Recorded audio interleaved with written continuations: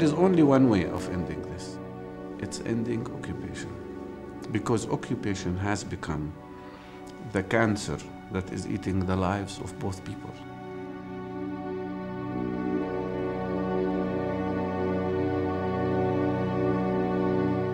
What the occupation did for us, it reduced us into animals in a way that sometimes I'm ashamed to say that I'm in Israel.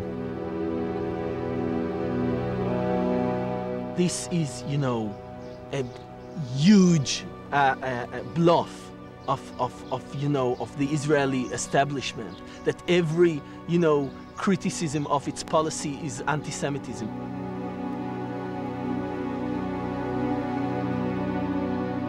Sometimes I feel pity for the Israeli mothers, because they are thinking that the soldiers or their sons are victorious soldiers, but they should come and see what their soldiers are doing here.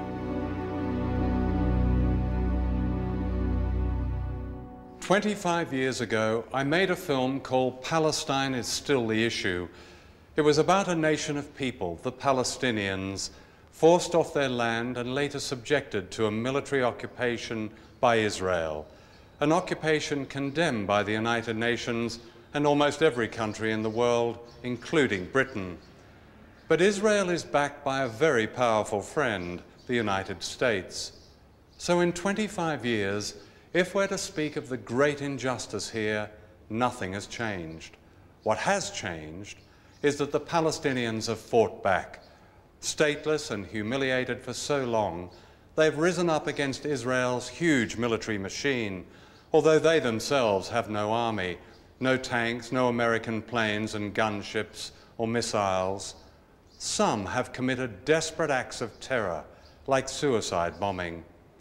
But for Palestinians, the overriding routine terror, day after day, has been the ruthless control of almost every aspect of their lives, as if they live in an open prison. This film is about the Palestinians and a group of courageous Israelis united in the oldest human struggle to be free.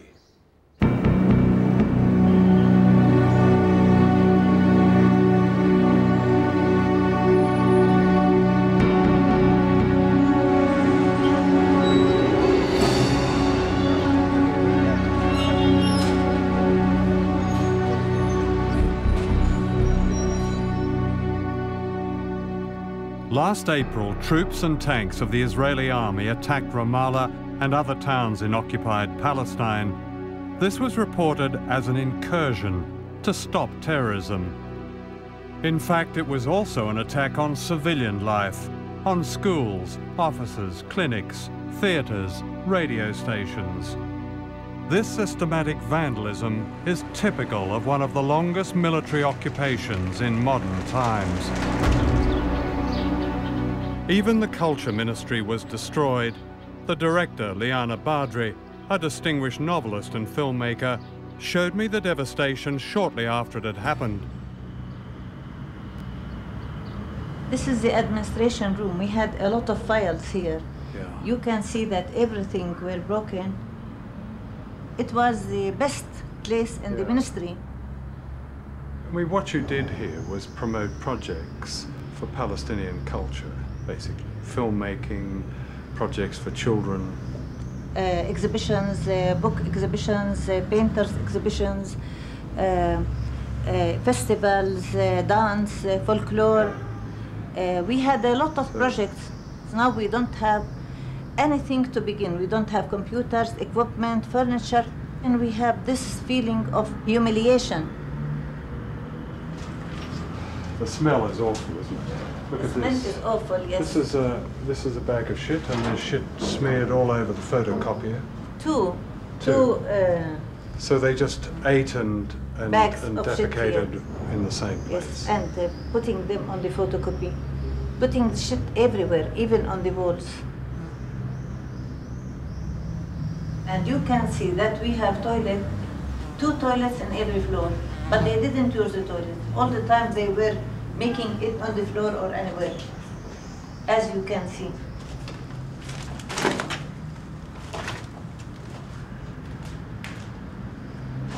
Can we have a look in this room in here? Good grief. Look at this. These are children's drawings, aren't they? Yes. This is a room specialized for children's work, children's paintings and children's culture, and to encourage them to paint, to let them express themselves, to make competition, writing competitions. But you can see how they destroyed everything. They don't respect anything. They just want to come and destroy, and this is the systematic terrorism of the Israeli state. For the Palestinians, this cultural vandalism means a deliberate intention to destroy them as a nation. The heart of the conflict here is a struggle for land, for the hills and valleys of Palestine, for precious water and fertile soil. During the early 20th century, the great majority of the population of Palestine were Palestinian Arabs. In 1948, Israel was founded in the shadow of the Holocaust. For the Palestinians, this meant the loss of 78% of their country. Today, they are seeking only the remaining 22% of their homeland. For 35 years, that homeland has been dominated by Israel. In 1987, the Palestinians rose up in what they call Intifada. History will surely call it a war of national liberation. They fought mainly with slingshots against tanks and planes, and they were put down with this kind of brutality. Israeli soldiers deliberately breaking the bones of prisoners. Some of the soldiers later insisted they were carrying out official Israeli policy.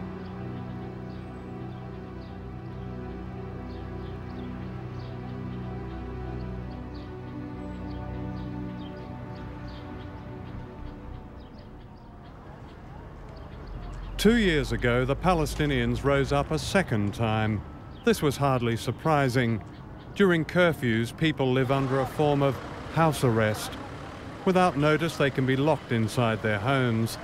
Their ordinary lives are a maze of controls, roadblocks, checkpoints. This is how I remembered apartheid South Africa.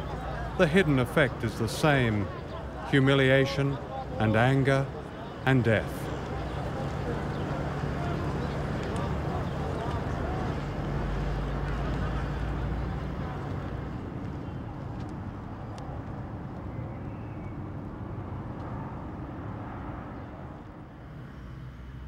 This Palestinian woman knows how devastating the impact of checkpoints can be.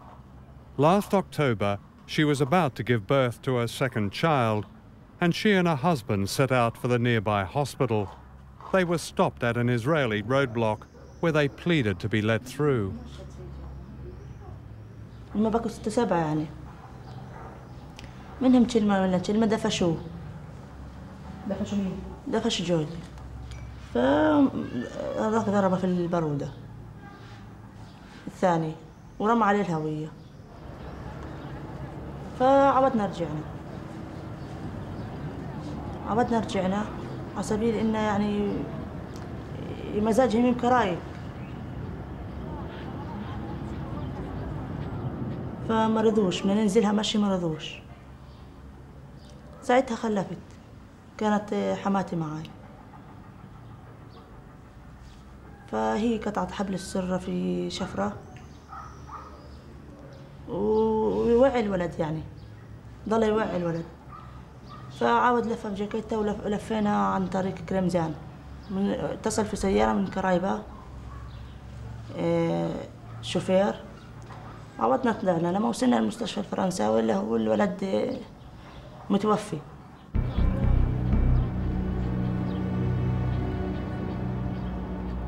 Stories like Fatima's seldom make headlines, and yet many similar cases have been documented. ليش بيسووا فينا هيك مش عارفين احنا يعني. ايش بالنسبة إلي أنا يعني شو بيني وبينهم. مع كل الشعب الفلسطيني. عندهم يعني تأخذين في الكلمة كان بيحووا ولا يحووا عربي.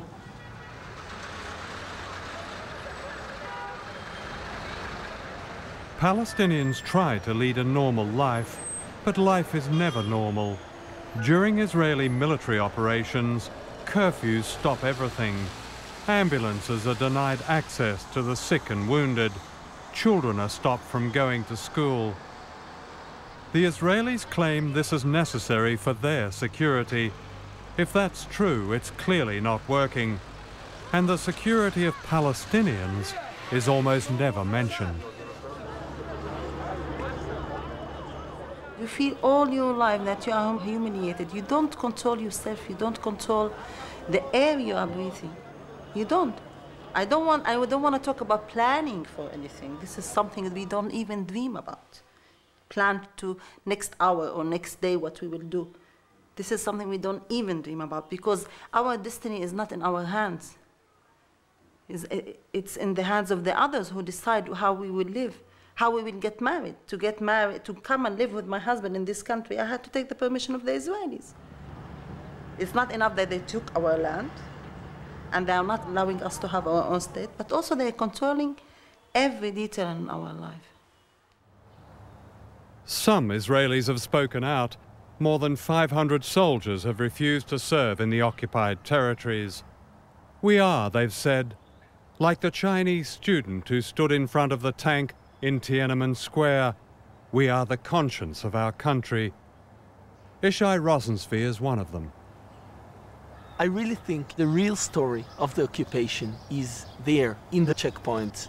I cannot forget this kind of picture, you know, 5 in the morning, 4:45 in the morning, a line of hundreds of people waiting, you know, to pass in the checkpoint, and you're standing there, and you see their eyes, the humiliation, the frustration, the hatred.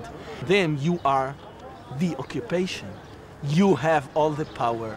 They have no power. You can at every second take their ID, and then they are, you know, they have nothing, because without identification, you can, you know, every soldier can arrest them. You are the man that stand there, keep them without rights, without freedom.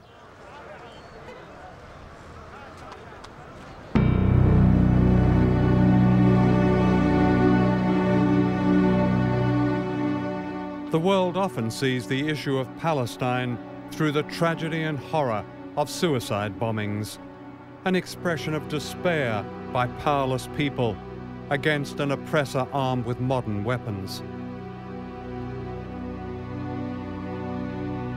The first female suicide bomber struck in January 2002. Her name was Wafa Idris, the only daughter of a family of refugees who were driven out of their home near Tel Aviv. She was 28, an ambulance volunteer. وبعدين علاقة صداقة كانت موجودة يعني بينه وبينها. اللي حصل يعني إنه وفاء قامت في عملية يعني كانت مفاجأة إلنا.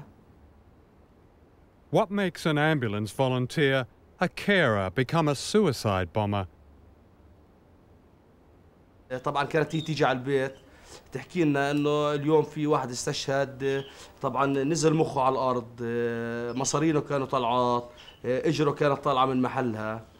طبعا هاي نوع اثر عليها. بعض الحالات حتى اللي بيكون يعني بعض الفتيات بتكون حوامل بدها تولد، طبعا تولد على الحاجز، يموت الطفل تبعها على الحاجز. صوبت 3 مرات في رصاص المطاط.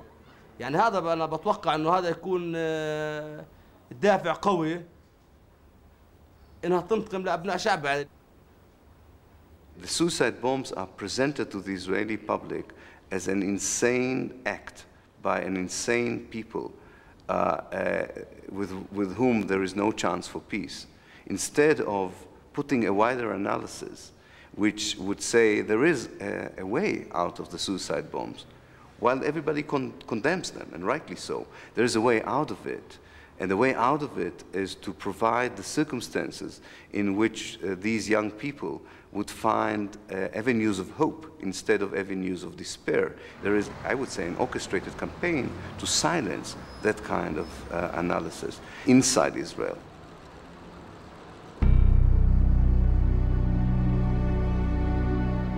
Suicide attacks against civilians are clearly crimes, and they are used by extremists. But the extremists rely on the brutality of the occupation and the despair of their young volunteers. Some extraordinary Israelis are brave enough to recognize this. Rami El-Hanan is one Israeli father who knows about suicide bombing. On September the 4th, 1997, his daughter Shmada was killed by one. She was 14 years old.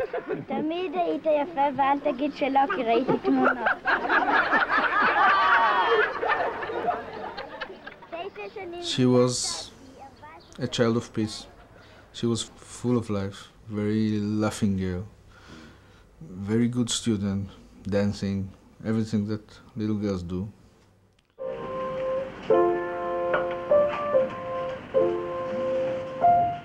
It was the first day of school and she was going down the Ben Yehuda Street, which is some kind of a mall, to buy some books for the new year with two girlfriends of hers. One of them, Sivan Zaga, died with her, and the other, Daniela Birman, was very, very severely wounded. Rami is a graphic designer and a former soldier. His father survived Auschwitz. His grandparents, 6 aunts and uncles perished in the Holocaust.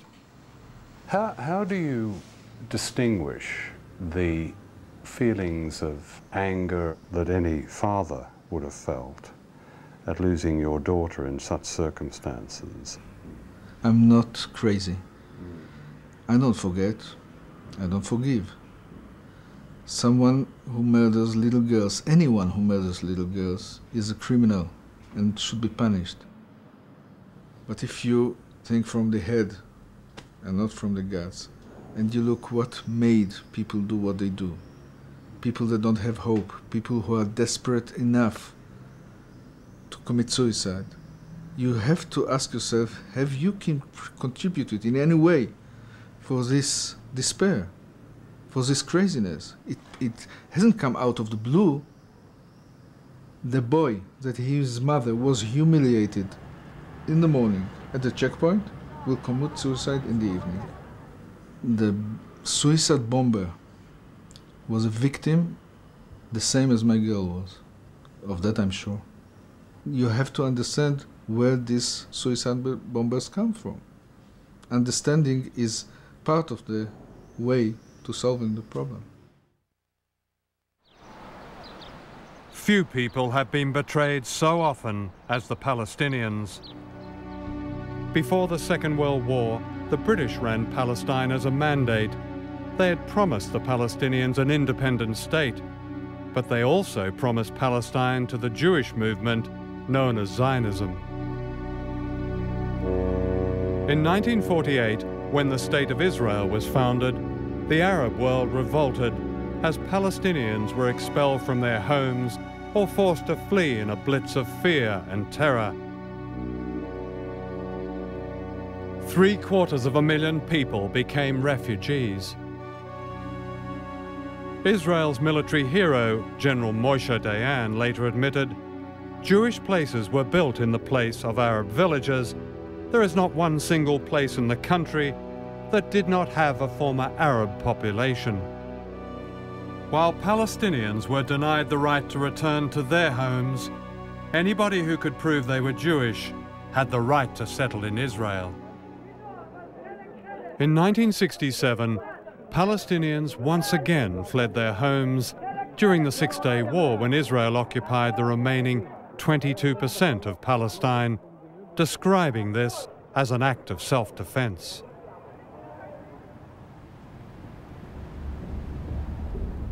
To the Palestinians, it seems that Israel's colonizing never stops. This looks like a medieval fortress, The Israelis call it a Jewish settlement. In fact, it's part of a network of armed colonies that, by one estimate, effectively control 42% of the occupied West Bank. Many of them dominate and intimidate Palestinian communities. They are illegal under international law and have been condemned by the United Nations. When I came to West Bank and saw all these settlements, Israeli settlements, on the tops of the hills, you know, surrounding all the cities, so you feel that they are over you, they are superior. And you are the ant, the insect down, you know? And you know, this is your land, it's nobody else's land, this is our land. But still, they are the ones who are on the tops, and they have all the weapons, and they control also everything in the West Bank. This is Moshe Dan. He's taking me to a Jewish settlement in the south of the country, in Palestinian Gaza. Shalom. Shalom. אני מדריך שלהם. תן לי בבקשה את הקשר. I see here, this is all electrified fence along here, isn't it?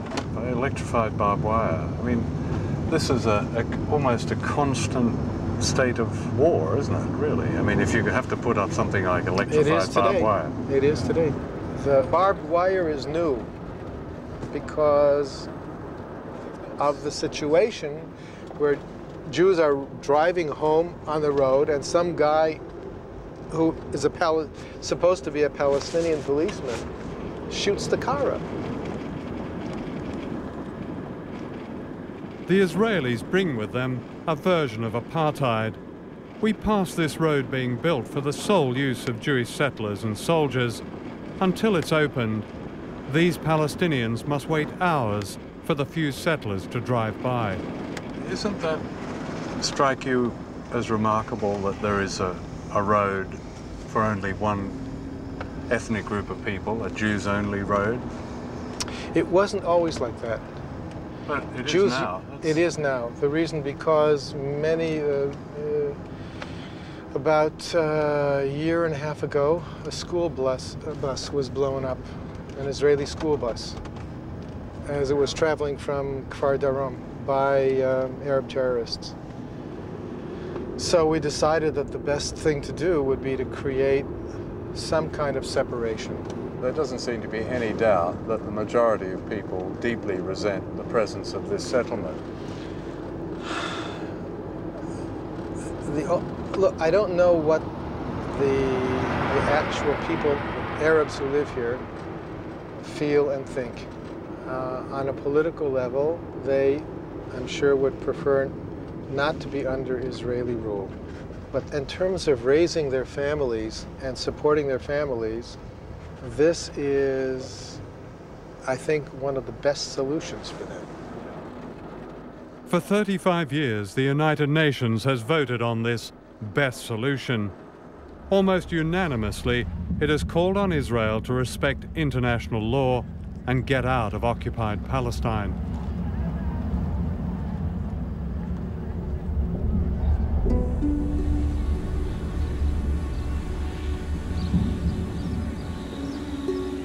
Inside the settlers' fortress is a surreal middle-class suburb dropped into one of the most overcrowded and porous corners of the world.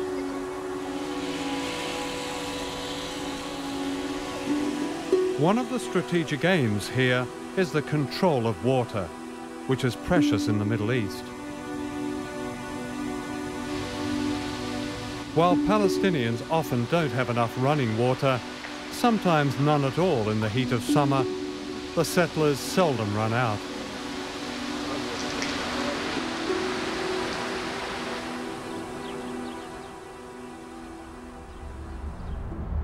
And the symbol of the occupation is this wall. The thing that is striking about this settlement is that it's like a fortress. I mean, this is like a Berlin Wall. Like the Berlin Wall, very bad. We don't feel comfortable. We lived here, I'm here for 15 years without these walls, fences and everything. We lived very normal. This last year changed all the rules in the area. Yeah. Everything was changed. The justification for taking somebody else's land is biblical. That God gave them Palestine, and God, not the history of others, is their witness. I'm here because it's obvious, that's my place. It's not something it's in my hands that we can, we can give it back. Not me, not any politician or anybody or parliament or whatever, because it's a movement. It's something comes 3,000 years ago when Moses brought us here, and we have in our mind, we have the dream of building a temple in Jerusalem. It's something a lot bigger than religion. Where will it end, though, if there's no compromise? Doesn't that mean conflict? Where? Life is full with conflicts. I don't know what to say. I know maybe I'm saying something too strong. It's 1-0 game. We will fight. The conflict is here. We will fight. It's 1-0 game. Not to kill each other, but it's us or them.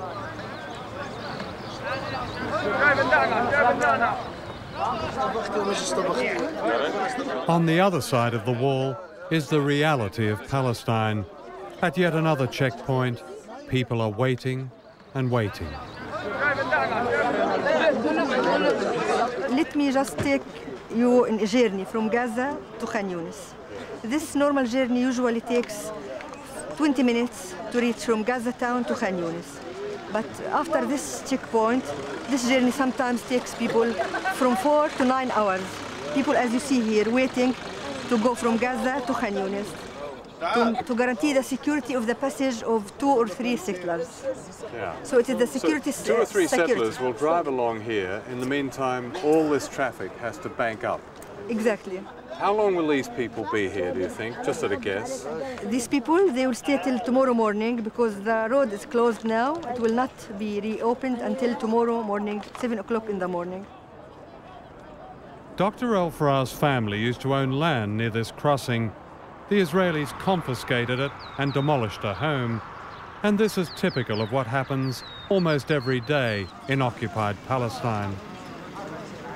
They demolished my house and another 26 houses the same night. I call it terrorism. Here I call it terrorism. How long had your family lived there? Maybe back to 900 years. We were in the same place. I feel angry. I feel devastated. I feel abandoned by the world.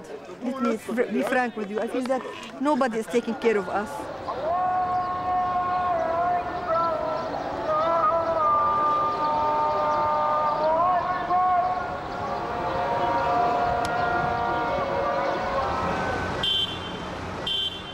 This is Gaza, just a few miles down the road from the affluence of the Israeli settlement.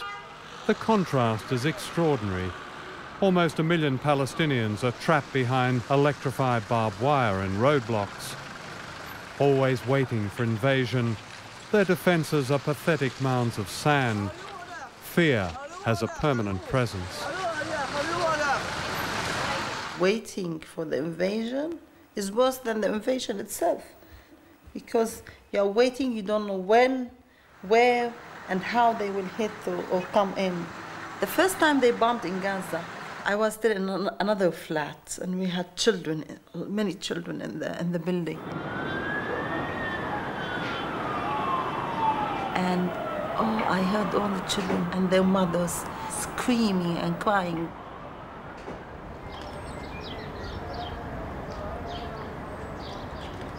The half-built buildings of Gaza are a testament to the hopes raised, then dashed, by the talk of an independent Palestine.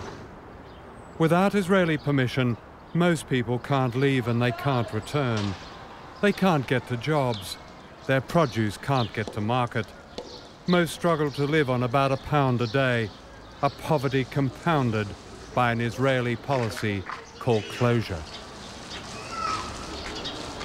You see, for Israel to sustain this unsustainable occupation, It is transforming every city and every Palestinian town and village into a prison, basically. Surrounded by tanks, surrounded by walls, surrounded by fences. And it's not like they're building a border between us and Israel. It's building borders inside West Bank and Gaza, between our cities and towns for the sake of their settlements. They are obliging us to be occupied people and not citizens. The United States, Mr. Prime Minister, has been proud of its association with the State of Israel. Rest assured that the security of Israel is a principal objective of this administration. I want everybody to know, should I be the president, Israel's going to be our friend. I'm going to stand by Israel.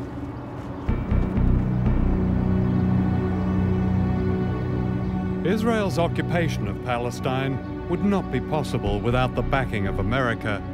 In the oil-rich Middle East, Israel is America's deputy sheriff, receiving billions of dollars along with the latest weapons, F-16 aircraft, bombs, missiles, Apache helicopters. Today, Israel is the fourth largest military power in the world, and it has nuclear weapons. We saw an Apache helicopter circling in the sky above our heads, then shooting a missile. The rockets fell just 200 meters from our house. All our windows were shattered. I had a child in front of me, my daughter, who was 11 years old, shivering from fear, worried, frightened to death. And I could do nothing to protect her. And you don't know whether in the second minute you or your daughter will be dead. That feeling of impotence is indescribable, and I will never forget it.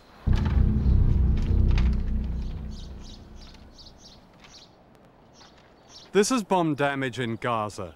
Although America is Israel's main arms supplier, it's not widely recognized that Britain also fuels the conflict here, even though it condemns Israel for its illegal occupation. During the first 14 months of the Palestinian uprising, the Blair government approved 230 export licenses for weapons and military equipment to Israel. The categories these covered included large caliber weapons, ammunition, bombs, and vital parts for military aircraft that almost certainly included American-supplied combat helicopters. You may have seen these Apache gunships on the news, firing missiles at densely populated areas. Tony Blair has said, and I quote him, "We are doing everything we can to bring peace and stability to the Middle East."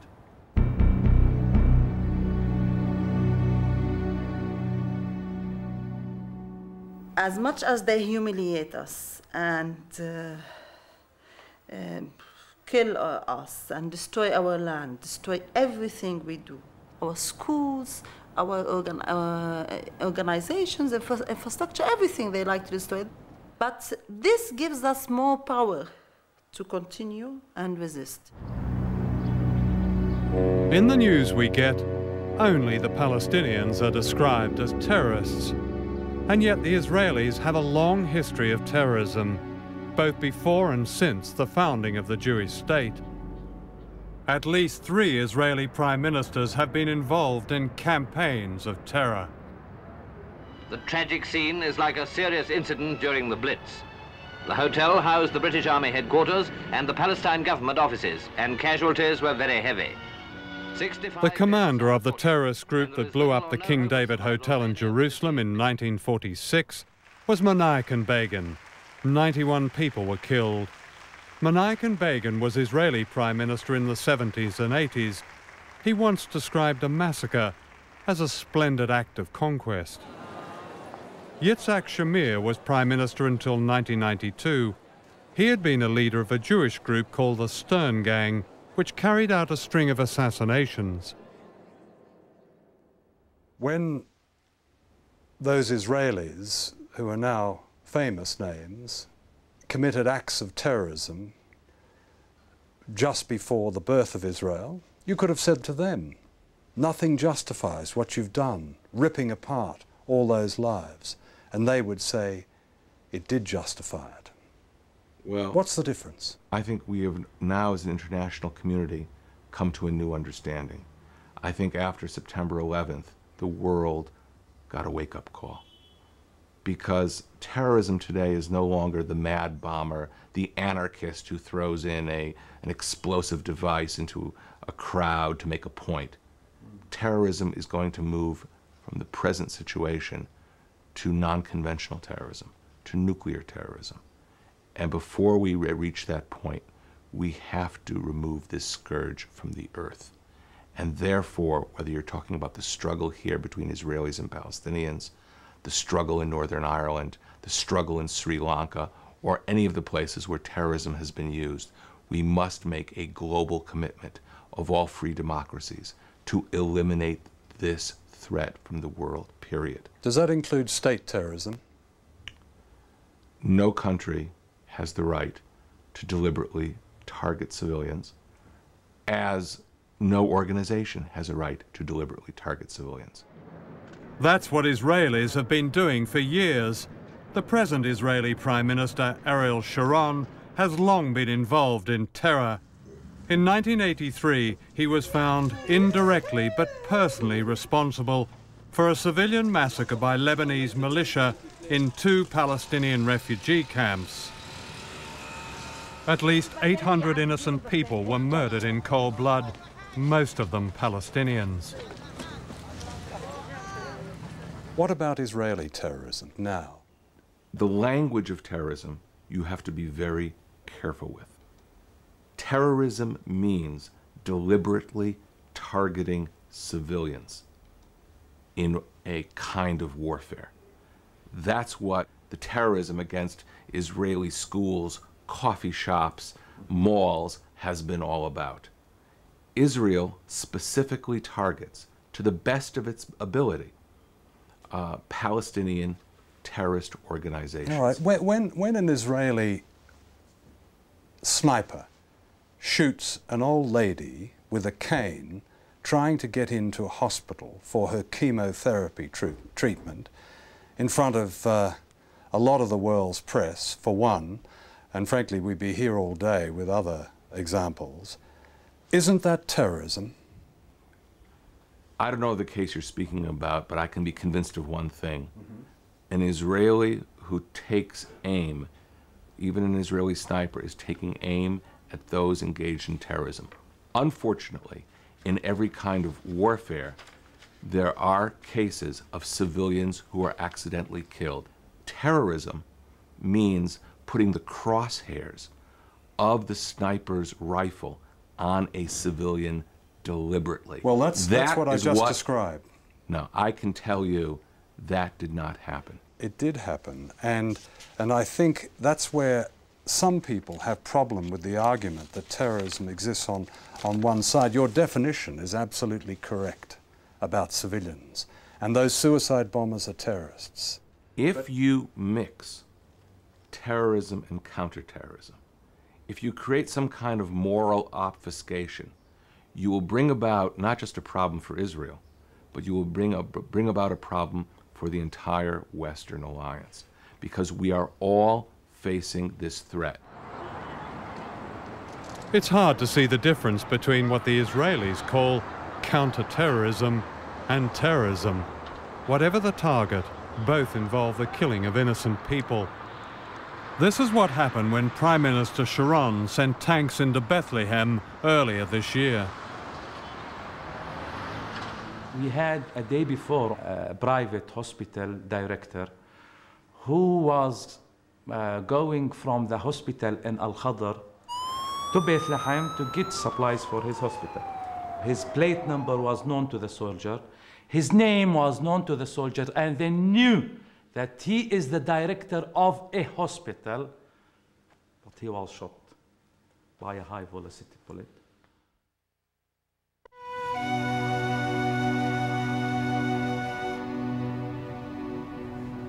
In 1988, the Palestine Liberation Organization, led by Yasser Arafat, recognized Israel's right to exist and Israeli sovereignty over 78% of Palestine.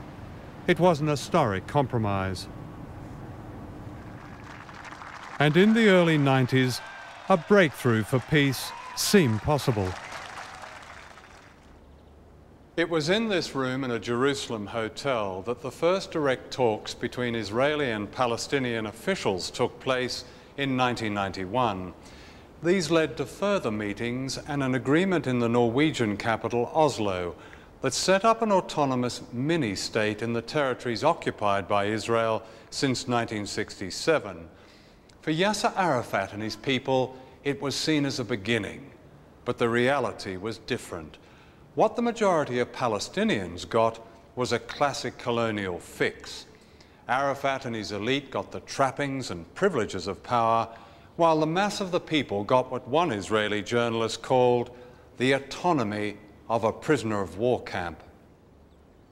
In July 2000, the two sides met in America to reach a final agreement, but among the issues they discussed was a profound disagreement about just how much land was on offer. Israel's Prime Minister at the time, Ehud Barak, claimed he'd offered the Palestinians almost all the occupied territories back and said that Arafat had rejected this. In reality, the Israelis were expanding more and more illegal settlements on Palestinian land, even during the negotiations. Add to that the special access roads with their checkpoints, and the Palestinians say that all that was left was a group of colonies with their borders patrolled by military bases. It's very important to understand that from a Palestinian point of view, they were asked to sign, in the end of the day, a document which did not relate even to one of the central issues for which they had been struggling for more than 100 years. They are left eventually with an offer of 10% of what used to be Palestine. The Israelis who dictated this offer in the summer of 2000 are not even talking about a proper state. We're talking in that area of a stateless state, I would call it, a Bantustan, with no genuine sovereignty, with no independent foreign economic or political policies, with no proper capital, and at the mercy of the Israeli security services and the Israeli policy. Not only that, but there is now documented evidence that the Palestinians had made an extraordinary offer to the Israelis, conceding even more of their land. But this was not news at the time.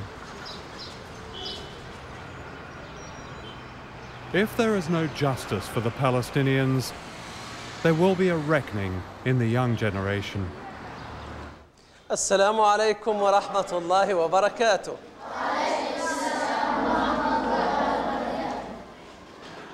أنا اسمي خالد دحلان. اليوم راح نلتقي مع بعض أنا وياكم علشان نعمل اللي هو اللقاء حول الرسم الحر. Dr. Dahlan runs a project for children in Gaza. He asked these boys to draw anything that was on their minds. Most of these children are traumatized by the fear and violence of the occupation.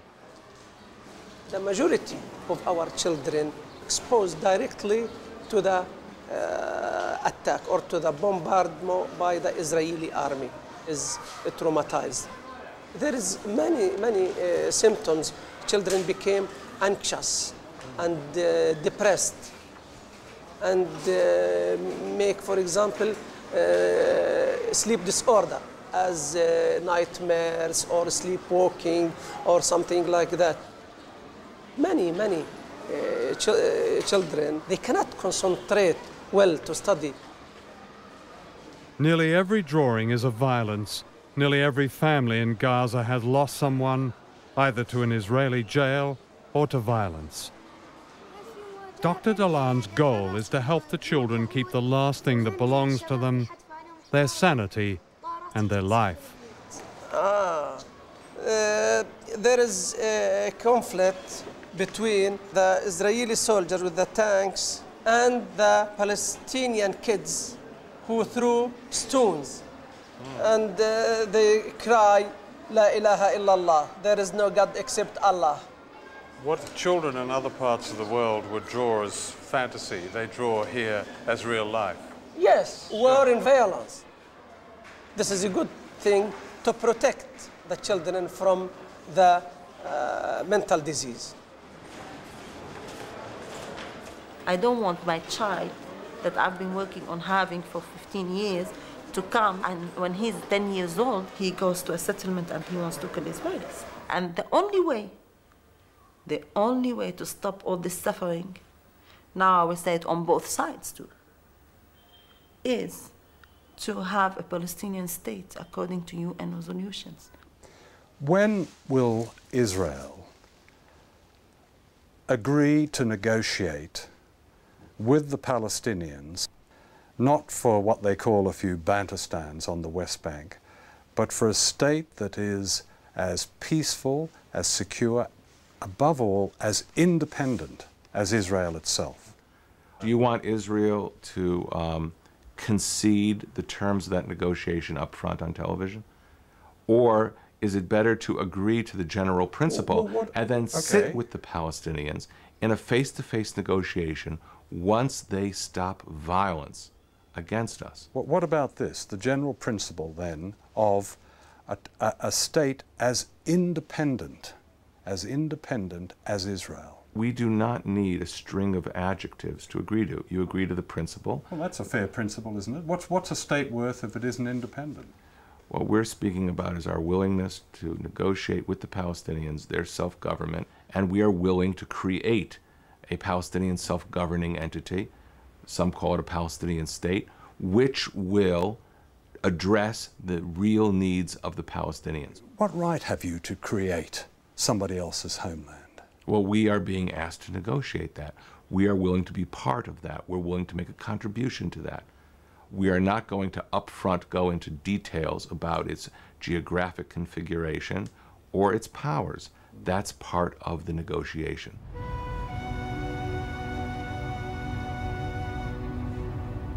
I support sanctions, selective sanctions on Israel, because I tell my friends here and my colleagues, I would rather have you pay an economic price than pay the price I think you will pay in terms of human lives. The stronger party in the conflict, Israel, has to understand that there is a price for going on with the policies it carries. What do you say to those fellow Israelis who will inevitably come up with the view that in the end we're going to be pushed into the sea? This expression, will be pushed in. By this mosquito, we are the most powerful power in the Middle East. We have one of the greatest and more powerful armies in the world. In this last operation, there were 4 divisions, armored divisions, against some 500, 2,000 armed people. It's a laugh. Who will push us into the sea?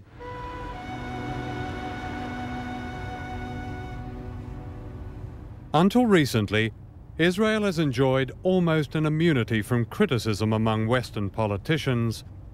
This has been largely due to a fear of being labelled anti-Semitic, a fear manipulated by the Israeli government and its foreign lobbies. I think the Holocaust memory does not allow any moral criticism of anything that Israel does. Europeans in particular, and the outside world in general, are not allowed to voice criticism on Israel unless, again, what Israel is doing is akin to what the Germans had done to the Jews. And if you do criticize Israel, you are immediately charged with anti-Semitism. This is, you know, a huge bluff of the Israeli establishment, that every, you know, criticism of its policy is anti-Semitism, and criticizing your government, your country's policy is today, I think, the only patriotic thing one can do. The Israeli government denies it, but Palestinians fear that there are plans to take all of Palestine, trapping or expelling them indefinitely. We are not against the Jews. And that's why I have Jewish friends. We are against, politically, the governments of Israel and the army of Israel who denies our rights. And I hope to have peace here with the Israelis, but with dignity. This is very important for us. With dignity, it means with our full rights. The Palestinians will never be destroyed. They will never disappear. We are not the Red Indians. We will not be cancelled from history just like this, no.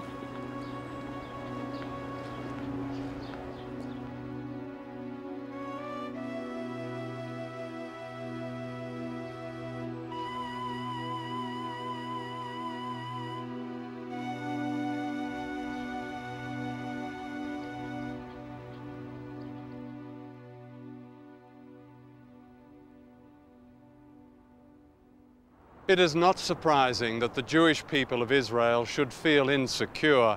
No one should ever forget that the most devastating genocide in human history happened only 2 generations ago.